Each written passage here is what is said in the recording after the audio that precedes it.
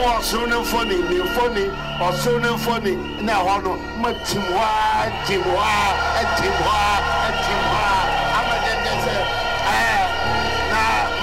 and endorsement you have given me of 99.5% is an unprecedented and gargantuan endorsement. Indeed, the bright red sun shining very, very brightly. It's telling Ghanaians we must all be awake. We are praying for God's purpose and will to prevail before, during, and after the elections.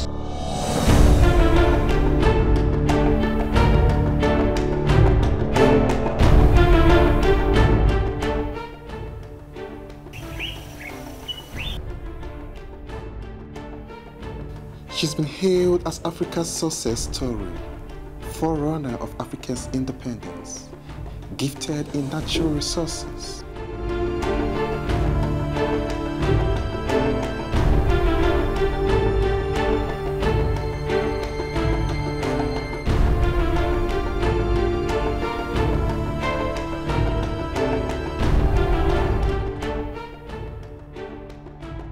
Indeed, she's been cited as a model among her peers. The heritage is rich, the future is promising, but who get the nods to call the shots to rule her?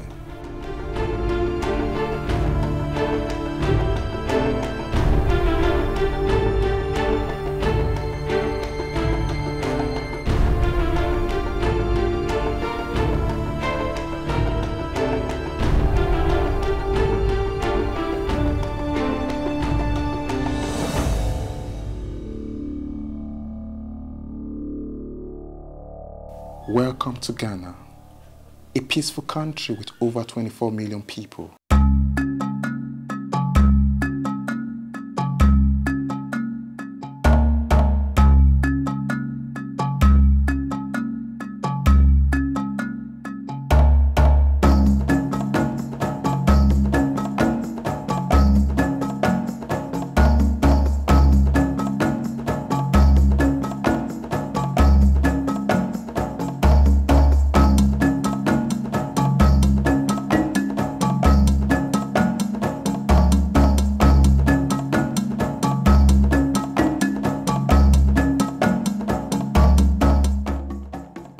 Independence, Ghana was formed as a parliamentary democracy in 1957.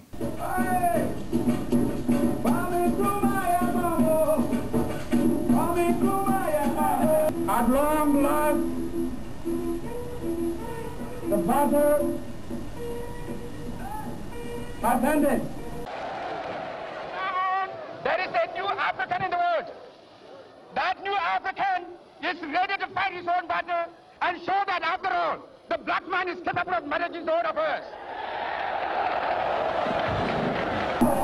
Freedom! Freedom! Freedom! God bless you. Subsequent transition alternated between military and civilian governments until 1992, when democracy was once again restored and elections were held, with the formation of two stalwart parties, National Democratic Congress, NDC, and the New Patriotic Party, NPP.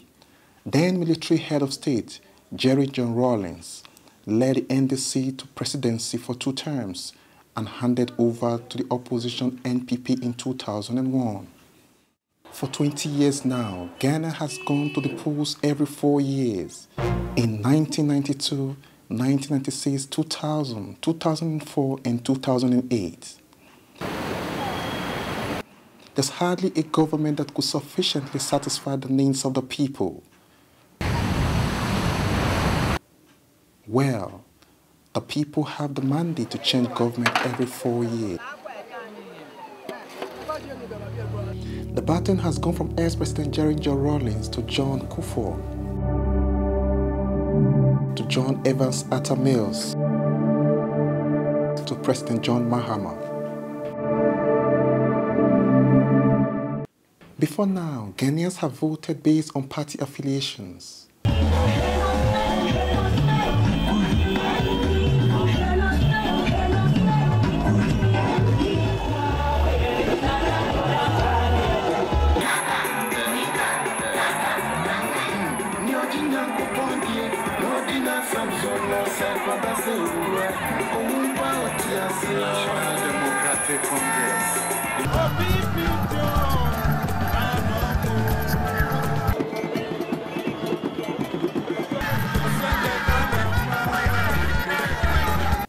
Although there are several political parties in Ghana, the presidency swings between the two largest parties, the NPP and the NDC. The electorate are largely classified between core party members whose allegiance hardly sway irrespective of the performance of their respective governments. Nana Weafe Akinton is a lecturer at the Department of Psychology, University of Ghana. Die-hard party member for, let's say, NPP or NDC, they are not likely to be convinced by even what affected their own life, even daily bread. But you may have others who belong to the party, but may look at certain parameters, maybe economics, maybe social education, health, and employment. In that case, those people are more likely to vote or to decide based on how they find themselves vis-a-vis how the situation was a couple of years ago. There are also the very influential voters who hold no affiliation with political parties. In all presidential elections, these voters eventually make the final call with their votes. These are the undecided voters, but in Ghana, they are commonly referred to as floating voters. There are others, as is generally called, floating voters, or people who are not aligned. For them, the probability is that because they are not firmly aligned, they are more likely than the die-hard party activists to look at circumstance. So circumstance here is what has happened to the roads near where they live for the past years. What is their employment status? What is their salary? What they earned yesterday vis-a-vis what they earn today? Can they buy the same thing? Mrs. Cynthia Amankwa is one of such floating voters. She teaches the class 4 at the Presbyterian Primary School in Soko. She's been voting since the year 2000. I don't belong to a party. What the candidate will say, if he or she is able to convince me with what he or she is coming to do for my, let's say, my area, that encourages me to vote for him or her. Now, Timesa is a fisherman at Jamestown. He's also a floating voter.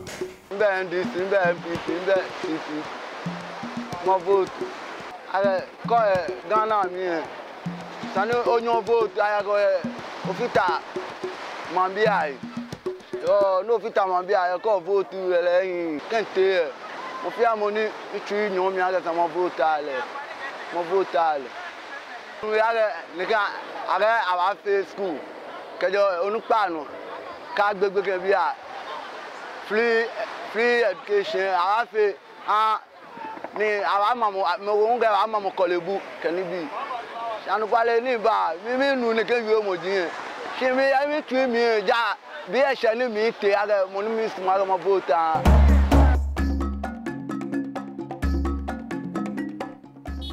Vitus Azim is Executive Director of Ghana Integrity Initiative. We are in election year. People are around and making promises. Some of these things were not in the budget.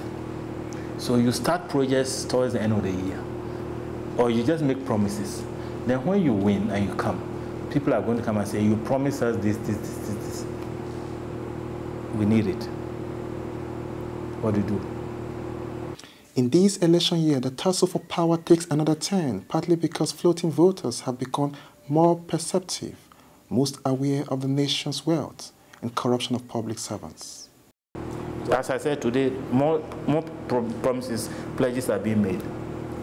If the party that is making a promise actually wins, some may even commit to say, well, within 100 days, I'm going to do this and this.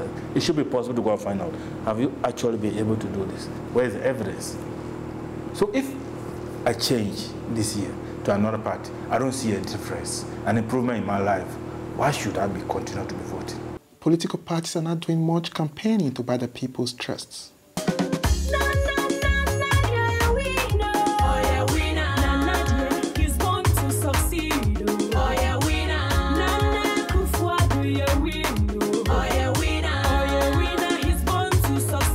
Fully committed. We are fully committed to the idea that it is people people that build countries. It is not natural resources that build countries. National Democratic Congress, unity, stability, and development. In the 4 years we've been in power, we have laid the foundation for the takeoff and transformation of this country. PPP, we go put money for your pocket. December 7th, you are going to vote for your future. For your future. Now look at all the roads here. Look at all the terrible roads. On December 7th, vote so that you can get very, very good roads. July 24, 2012, President John Evans Atta Mills dies.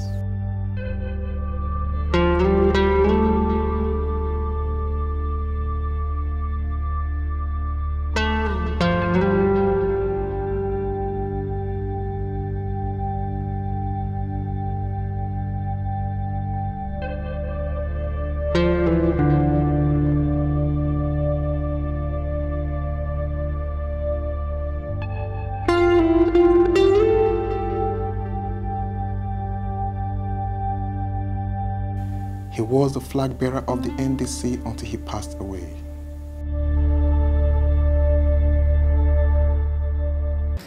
I, John Dramani Mahama. Vice President John Dramani Mahama was immediately sworn in on that same day as the new president of Ghana.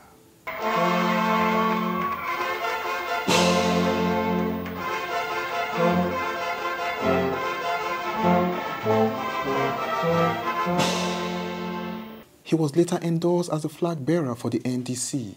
The endorsement you have given me of 99.5% is an unprecedented and gargantuan endorsement. Could the death of the former president attract sympathy votes? That is hard to say, especially when you don't have the hard facts in terms of research. But what I will go back to my earlier explanation. People who are hardcore members of a party apart from what the late president belonged to. I don't think that in itself and that alone will lure them to vote for that party. What you should keep in mind is that Ghanaians are people who we say we don't talk evil about the dead. And whenever there's death, the whole family, the whole society, in this case the president, the whole society and the nation, whether you are for him or against him, or even less for the sake of this discussion, for those who may even be enemies, they are not likely to show anything that they are happy or does not. It will be insensitive, it will be unacceptable, and people will descend on you heavily. That is why during the funeral ceremonies and all that, everybody was very solemn. We all came together. And time sometimes heals. So there's the possibility that some people may vote for him on that. But if a party depends on that and say we're going to have a sympathy vote, and therefore we're not going to work, then that might not be a good thing. The politicians are ready to take power, but some of the people, the kingmakers, are still deciding, weighing on every word of the politicians, waiting to be inspired by issues.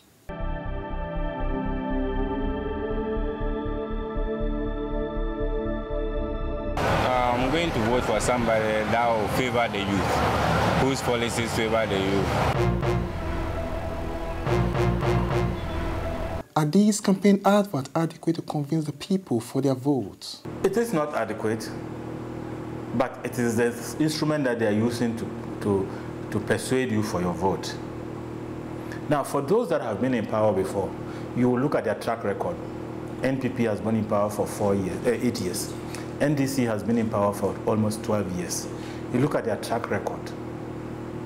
The manifestos that they used to win the elections, prior elections, how much of it were implemented? If a little of it was implemented, what makes you think that now they are going to be different? Because it's beginning to be like, oh, if it's not NDC, it is NPP. So they are becoming self-complacent. And I think that we need a third force to act as a check on these two big parties. Electorate who are more informed and more insightful, are going to look at not only this, but the credibility of the people who are telling them what they will do. And that credibility will come from what those people have done in the past. And indeed, for the two major parties, they've all had the opportunity of running the country, at least in recent times. So most electorate will look at when this group came, what did they do, what did they say, and which percentage were they able to achieve. And based on that, then I can say that if I vote for them, then they are likely to fulfill the greater proportion of the promise they make, and therefore I'll do. Free SHS now, they ban. I want them to continue and finish with the Better Ghana agenda. National Commission for Civic Education, NCCE, a public agency concerned with educating the public on national issues, carried out a survey entitled Election 2012, Matters of Concern to the Ghanaian Voter. What is I? So what is the value for parents? Education comes up as an area where the government needs to concentrate. What are the politicians saying? Honorable Nana Akomeah is a member of Parliament and the Communication Director of the NPP. Education, we are offering the most exciting education package for the people of this country. We're saying that we're going to make secondary school free. The government is in all kinds of turmoil trying to counter it. We will make secondary school free. The extra cost, it's about 1.4% of GDP every year. We believe that as a country which is now producing oil, we should be able to spend an extra 1.4% of our GDP to make sure every Ghanaian child gets secondary education. We are very committed to it. It's the newest thing. Nobody has ever done it. We will do it. Ghanaians are excited about it. The government is spending all its time trying to counter it. How you can counter a good idea, I don't know. If I am given the nod in December, free senior high school education will become a reality in our country. We call ourselves Team Ghana because we are coming to work with all Ghanaians who are incorruptible. Mrs. Eva Loko is a vice presidential candidate for the Progressive People's Party, PPP. Now, our constitution states very clearly that basic education should be free and compulsory, okay? So definitely, if you have incorruptible, competent leadership, they are going to take the constitution that guides all of us to make any policies. So we are starting with free, continuous, compulsory, quality education. So teachers will be paid well, they will be trained well, they will have housing, and they will have the tools that they need to teach the students. The students will also have their learning tools. It is a good investment, and we have the money for it. You will get good quality education, free good quality education from kindergarten all the way to senior high school. So the question of free secondary and tertiary education belongs to the Constitution of Ghana. It is a constitutional obligation. It is not somebody's vision. It is not somebody's wish. All governments are enjoined to work towards free secondary and tertiary education. So NDC, as a social democratic party that believes that education is a right and not a privilege, cannot be against free education, because the Constitution says we must work depending on availability of resources to achieve free education. So that issue cannot be a matter of partisan political debate. This is what the floating voters and the party supporters are now debating. I am a for visa and free education. Maybe you'll be able to go and cross a party when you send a station or no at yet. Ubeko no boso be at town second, especially about any work around. Or mobile school are not young. I'm school fees if you need the I would like to vote for the person who can help our education, so that we that our parents do not have money for our fees can also send us to school, which is the free education.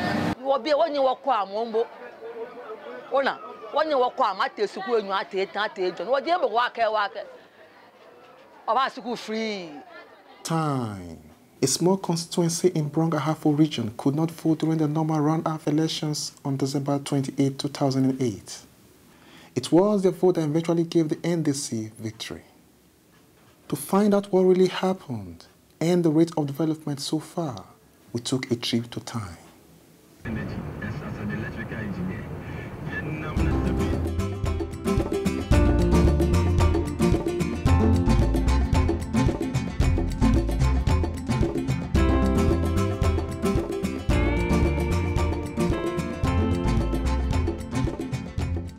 Last 4 years, what I know was that the time people were saying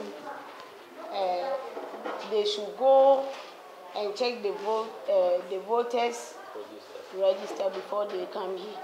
That the voter region, there was some kululu over there. So without going to check what they've done there, the people intend to are not going to vote. That is why they didn't vote during the second period. The only thing I know is during the voting time, there was some misunderstanding between the two parties, NDC and MPP. But at long run, everything went on successfully. How well have they been reaping the dividends of democracy?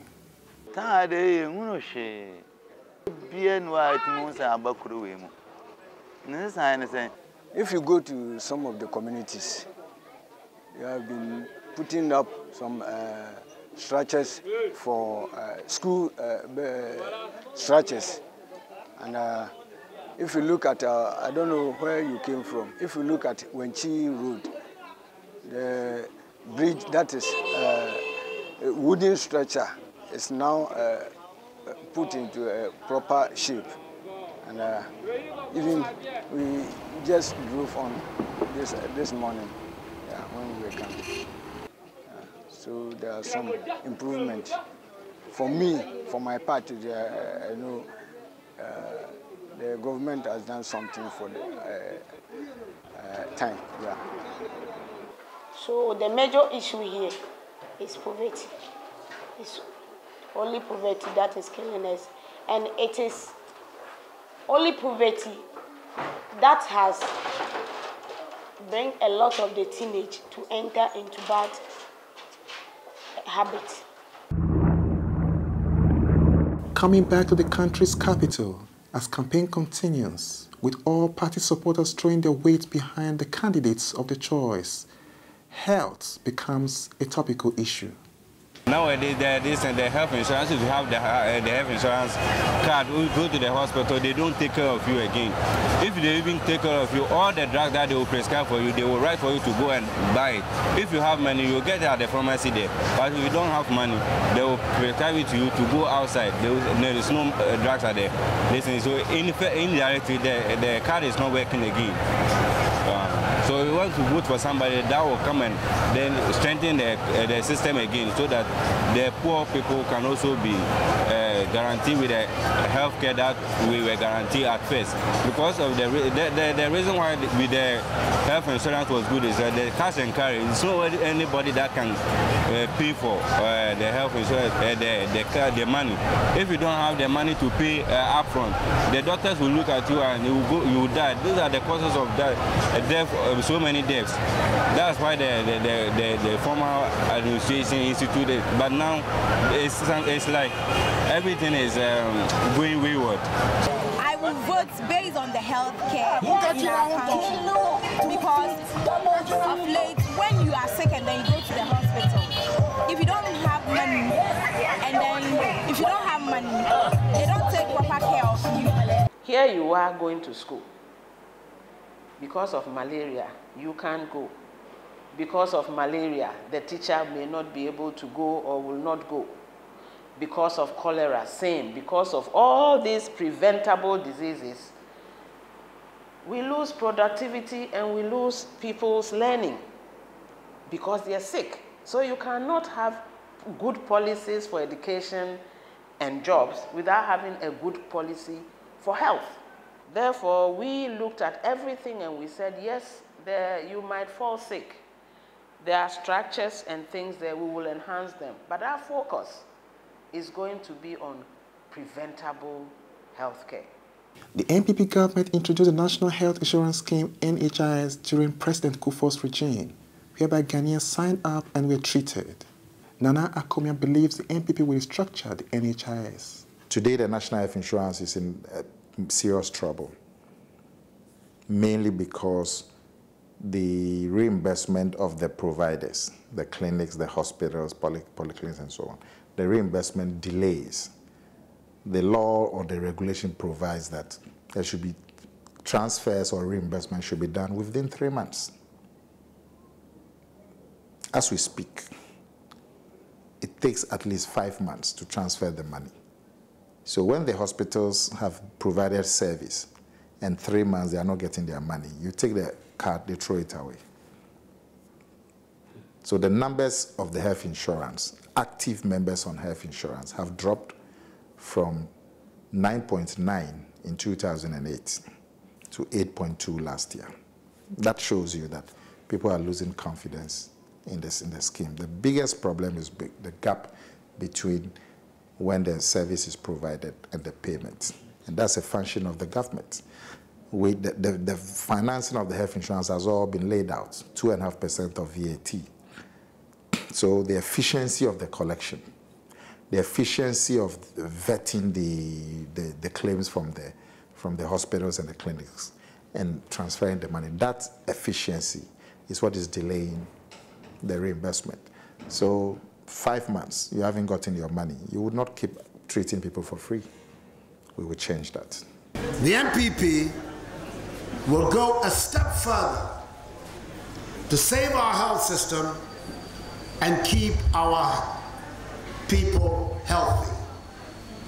We will offer all children free access to the NHIS. This means that parents no longer have to be a subscriber to the NHIS for a child to benefit. Millions more children will be covered by free health care. Justice Kujo Entwe is the president of the Unemployed Graduate Association of Ghana. He says the association was formed to make the voices of the unemployed graduates heard. We, as an association, first of all want to create the awareness that the rate of graduate unemployment in the country is very high. For all of our stakeholders, government to also come on board to see how best we can address. And then also as an association, for us to also come out with divergent views and ideas of creation of opportunities so that individually, whilst we wait for government to create jobs, what can we also do for ourselves?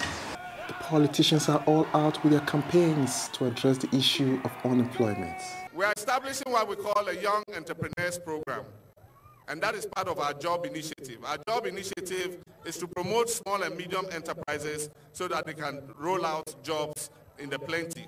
Aside from that, we'll continue to expand the economy at an accelerated pace so that they can continue to throw out sustainable jobs. But we're going to set aside money, and we've arranged it. We call it the incubator. It's part of the CDB loan, $100 million. And we're going to take young people and mentor them, help them set up their businesses so that then they too can become employers and employ people rather than become employees. Unemployment is big. It's the biggest problem facing young people in this country. One estimate from the Ghana TUC say that every year, at least 200,000 young people come onto the job market. The World Bank has estimated that youth unemployment in Ghana is about 65%. It's a big issue in this country. The government has no formal policy and action plan on dealing with unemployment. For such a big policy, a big problem in this country, affecting majority of our young people. You would have thought that there would be a national policy detailing programs and actions that have to be taken across board to deal with it in a systematic manner. There's none. If you are lucky and somebody opens a shop and employs 2 people, we are lucky. But there's no plan that is saying this year, this is what we are going to do, this is what you are required to do, and to deal with employment. There's nothing. It's a big shame. The NPP would have a national employment plan that will be followed by the public sector, by the private sector. A deliberate plan that shows a focused set of actions that will guide everybody. Employment is actually a human right. It is a human right. So when you finish school, you have to be qualified enough to get into a job or set up your business. That has to be facilitated. Jobs need to be created. With all these promises, the unemployed graduates in Ghana are eagerly waiting for their jobs. They are eagerly waiting for their jobs. Despite these promises and waiting, Mrs. Ameganji has an advice for the unemployed. Every day, we are increasing. So things cannot be as it were before. As we are increasing, the jobs too, they are not, we don't have much lucrative jobs. So you have to do something for yourself to earn something. When a country's economy is stable, there's bound to be a decline in the rate of unemployment. But can Ghana's economy prosper against the odds? These were the words of Dr. Aite, President of Free African Foundation. In his special report published on CNN website, he says, the public sector is riddled with overspending, wasteful practices and financial irregularities and profligacy. The situation has become so dire that the government consumes all it collects in revenue, leaving it with little or no savings to finance investments. For example, in 2011, total revenue stood at 12 billion Ghana cedis, or $7.5 US, but general government expenditures added up to 13 billion Ghana cedis, leaving the government with negative savings. Constitutionally, the president exerts considerable economic power through the control of key sectors of the economy and parastatals. The Bank of Ghana, Ghana National Petroleum Corporation, Social Security and National Insurance Trust are some of the major public institutions in Ghana. The economy, you know, the state in which this economy was, in the few years that President Mills became president until now, we have managed to turn that economy around. We've had the longest period in the history of Ghana of single-digit inflation. The connection here is that the president, on behalf of Ghanaians, controls the nation's natural resources and wealth, while the people demand accountability.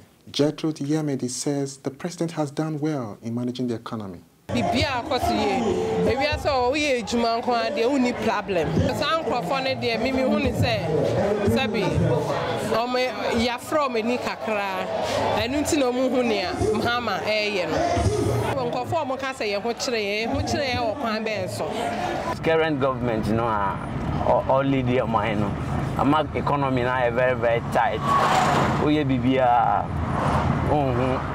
ano that's the Juma in so I no. They say Obi and Niska Okure Munti.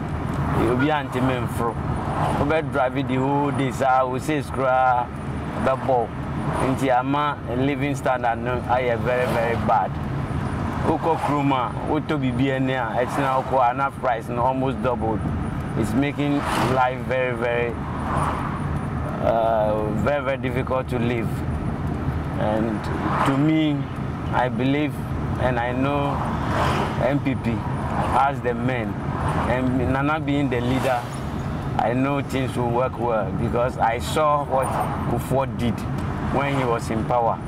So I know definitely Nana is not going to work alone. He's going to work with his team, and I believe he has a good team to make Ghana a successful country. enoma nkɔ yie wo kɔtɔ ade ade bia ne yato ade ni mu nti me pese foforo mla ne yehu se nipa no se no obeya aman se no obeya aman and this about so dey fear watch na fear watch na chi no fear and nine be kan wa etimi edum yonu mane ye say wa ye bi atamasi be ye no or toaso e ma na konani. Mrs. Evaloko believes Ghana's economy deserves to be better than what it is at the moment. Ghana deserves much, much better than what we are sitting in. Ghana deserves to be better than Britain, which has only coal. Ghana deserves to be better than Singapore, which has only the sea, for a very logical reason. Gold is very expensive. Diamond is very expensive. Bauxite is, name it, everything we have brings a lot of money. The MPP says they have a vigorous plan to restructure the economy. The future, we are offering a new leadership, which has said very clearly that value addition is going to be big priority, that the structure of the economy, where we produce raw materials and export raw materials and import finished goods, it has to change. That structure has been the structure since the 1920s. We produce raw material and export. Cocoa, we export raw cocoa and import chocolate. Even with the oil, we are exporting the crude oil and importing finished petrol. When we have an oil refinery, I mean, if you took a loan and made sure that the oil refinery is able to process the oil, you are digging the crude oil and you are still exporting it raw and you are importing petrol. We have to change that. It takes leadership that is committed to it. The leadership we are offering is very committed to changing the structure of the economy.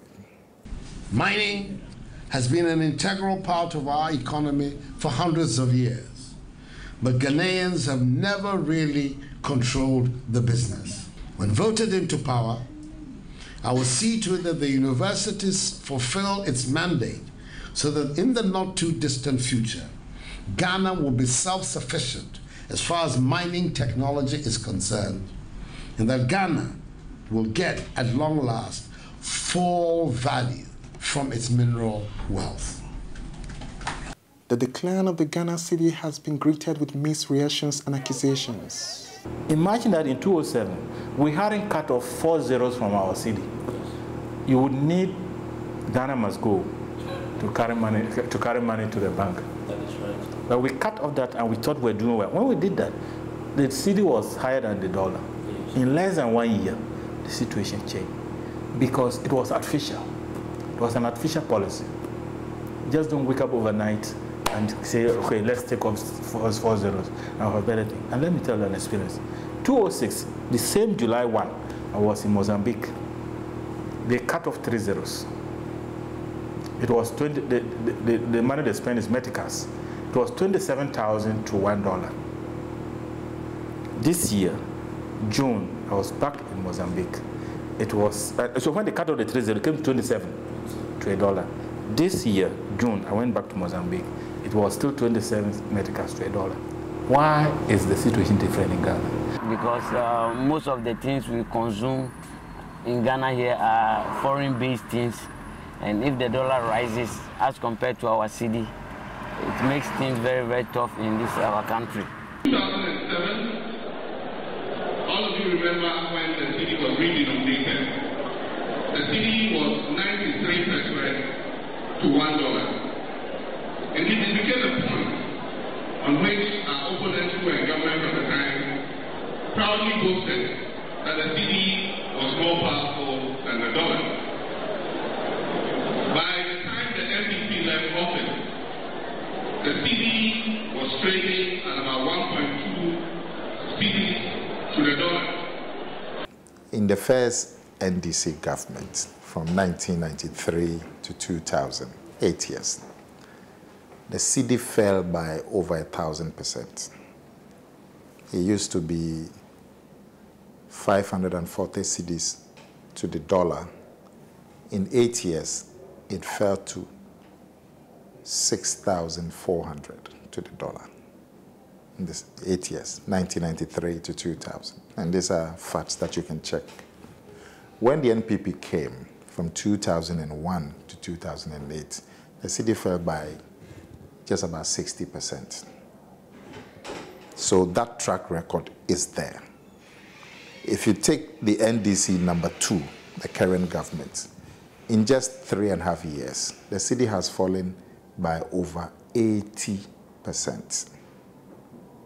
So we, 8 years, it fell by less than 60%. 3.5 years, it's falling by over 80%. This is the weakest performing currency in Africa. And so if you are not satisfied with the current situation, you have to look at the alternative. If you're happy with the cost of living, the unemployment, the security situation, the living conditions, fine. But if you are not happy, we will ask you to try the alternative. You cannot be stuck with a government whose performance you are not happy with.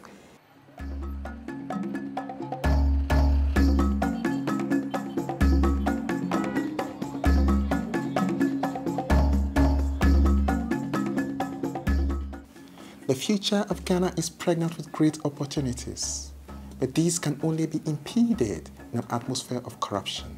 Corruption is going to be high on the agenda of government in terms of fighting it. Aside from that, we're going to strengthen the anti-corruption institutions so that anybody who engages in corruption will be dealt with. I am prepared as president of this country to appear before anybody, any institution, to be investigated for corruption. There's a lot of corruption in the system. The minimum that we have heard so far, based on calculations of known corruption, is about 3 billion Ghana cedis a year. Now, 3 billion Ghana cedis a year can build a lot of standard schools, okay? It can pay teachers. If we top it up with all the others that we don't know yet, that's a lot of cost savings that can go towards education. Nana talked about corruption. He talked about corruption, saying that he's going to minimize, if not making it a corruption-free country, he's going to make sure that things will work well as compared to the current government payment of judgment debt in a wrong way. We don't know where those money are going, because I heard the ex-president cautioned his members not to pay on 2 occasions, and they did pay, which I'm not happy about. So Nana said he will see to it that our money is safe. The issue of judgment debt has been a matter of discourse. For some, the best way to express their views on the matter is by jumping into the camera uninvited. How justifiable were these judgment debts? When you say justifiable, there are a number, it was a lot of judgment debts. Yes. It's not just one judgment debt. So you have to look at each judgment debt and see whether it was justifiable. But for all judgment debts, it is due to the action or inaction of a public official. Most of them could have been avoided. Some of them might have not been avoided. Was tempted to believe that His Excellency President John Kufuor's time, when we had the kickbacks and all those corruption allegations, I thought that was a period where I saw and I heard serious corruption issues. But now, some even call it gargantuan. I don't know. You have a whole government with all these prevailing problems, issues, schools under trees, high standard of living, people struggling here and there, and just an individual is paid a very huge sum, and you have the kind of merry-go-round, let me put that way, that the lawyers are doing with the case to date. So I think it's very embarrassing as a nation. Very, very, very embarrassing. And I think it's high time we also come to appreciate that Ghanaians are discerning, and when these issues come up, they don't take it for anything. Yes, they don't take it for granted. When it comes to corruption, in almost all government, there have been that issue of corruption. But we need to draw a line between the perceived corruption and the actual. So if, and one thing we should also know that in politics, the perception is huge. It's very, very important. That is what people have heard. That's what they think, and that's what they have believed. It doesn't matter whether it's a true reflection on the ground. And therefore, any government, any party that has that perception should take measures, drastic one, to reduce it. Otherwise, in most cases, it goes against them. To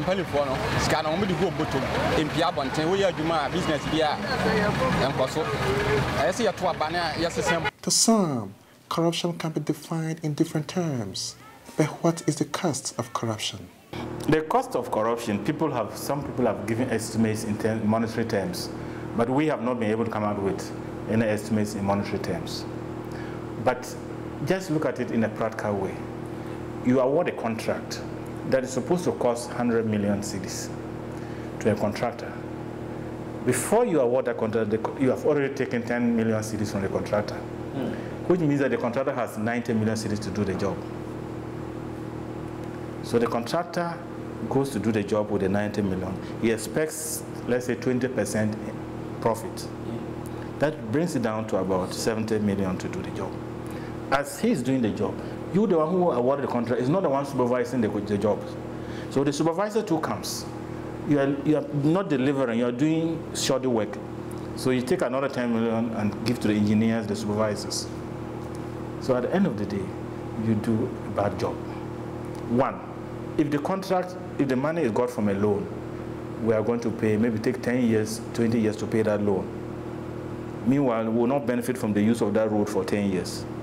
There will be potholes developing, accidents will occur, people will die, vehicles will be bent. This is the cost of corruption. If we walk out of this room, I can go and show you underdevelopment within 2 minutes walk. The Electoral Commission EC is the body set up by government responsible for conducting elections in Ghana. Is the EC truly independent? Are they in the pocket of the government? If I tell you yes, you ask me for evidence. I don't have any evidence. But we are not happy with a lot of the actions that have been taken by the EC. But we hope that they don't take actions that will seriously jeopardize our democracy.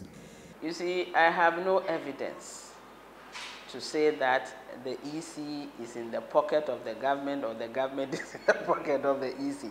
You see, these things, to some extent, are not important at this point because we all have access to the EC, and if you see that something is going wrong, you have to stand up and speak out for it. Speak up against it, rather. You don't have to. There are structures to make sure that the EC is transparent. Use those structures. Yes, if the government is trying to direct the EC, it has to stop because the government has no right to tell the EC what to do. And if the EC is kowtowing to government, then the EC better sit up because it will show. And people will not stand for it. We definitely will not stand for it. If we see anything going wrong, we are going to speak up. The various political parties are now promising to pass the Freedom of Information Bill if elected into power. We're going to push through the Freedom of Information Bill and make sure that it is passed by Parliament. This is a bill that needs to go out. This is a bill that needs to be passed, and we will pass it the fastest way possible. We will look at it. We will let people that we feel can advise us, we will let them look at it. You just don't go and say, okay, it's been lying there for too long, pass it. No, we will review it. When we see that it's ready to go and that there's no reason why it should be sitting there, we are passing it. If it needs to be corrected in some places, that correction will be done and it will be passed. There's no need to have such an important bill just hanging around, you know, and paying lip service. It will be passed. It should be passed. It should have been passed. We will pass it. If it's still hanging, it will drop. The government has had 4 years. It hasn't managed to pass it. NPP, the first NPP, 8 years, we didn't pass it. These people said when they come, they will pass it. They have 4 years. They haven't passed it. There's a new leadership coming. We promise that we'll pass it. As campaign heats up, the credibility of the various presidential candidates will inspire the electorate to use their terms to vote for the next president of Ghana.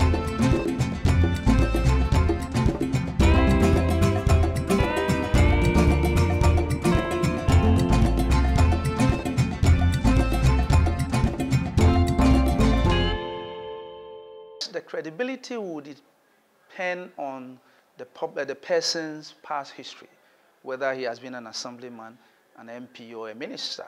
And when you were in that position, what did you say? What did you do? What were you able to achieve?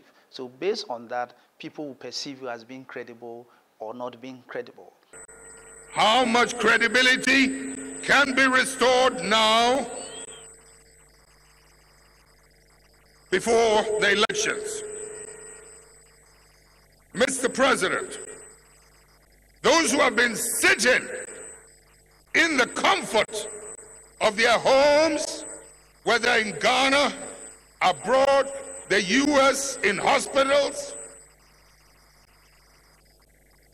waiting for others to win the elections for them, the time has come for them to also wake up and hit the campaign trail.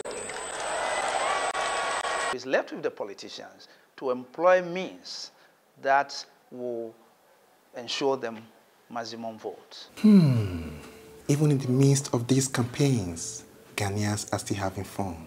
Democratic Congress. Unity. Baby, I thought that were